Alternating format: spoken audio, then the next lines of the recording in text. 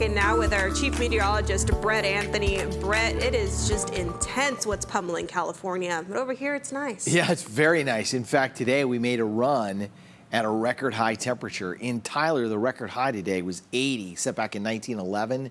We came up with 79 for the high, so just missed it by a degree. In Longview, 85 was the record high. We hit a high of 80. 80, the record high in 1911 in Lufkin, made it up to 78. The average high this time of the year, 57, so way warmer than it is supposed to be. Now tonight, things will start to return closer to normal. We'll see overnight lows in our northern counties fall back into the upper 40s.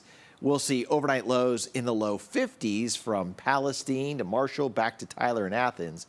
Still very warm in deep East Texas. We have a front coming through, and you can see by tomorrow morning that front is slicing right through East Texas. A brief shower, maybe an isolated rumble of thunder as the front moves through. Best chance is going to be deep East Texas. Areas back to the northwest of Tyler likely stay dry. Hour by hour tomorrow, you really feel the impacts of the front. Northwesterly winds gusty at times, 20 to 30 miles an hour. By noon, the temperature is just 54 degrees. The high temperature tomorrow right around 56. So we're running 20, 22 degrees cooler than today. Longview's high 55, Henderson's high 55, Lufkin around 59, Mineola right around 56 for the high.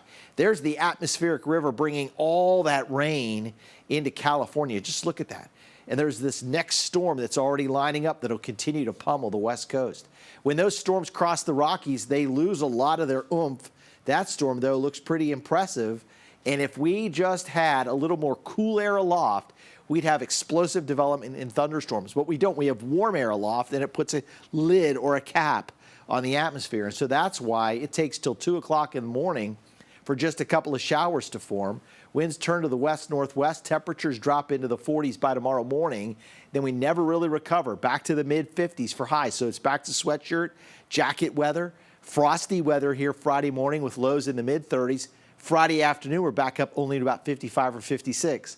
So you need the sunglasses and a coat Friday afternoon. Over the weekend, 59 on Saturday in Longview, 60 in Lufkin, upper 60s in Longview Sunday, increasing clouds in Lufkin on Monday or Sunday, highs in the lower 70s. This little front and system goes by here on Monday.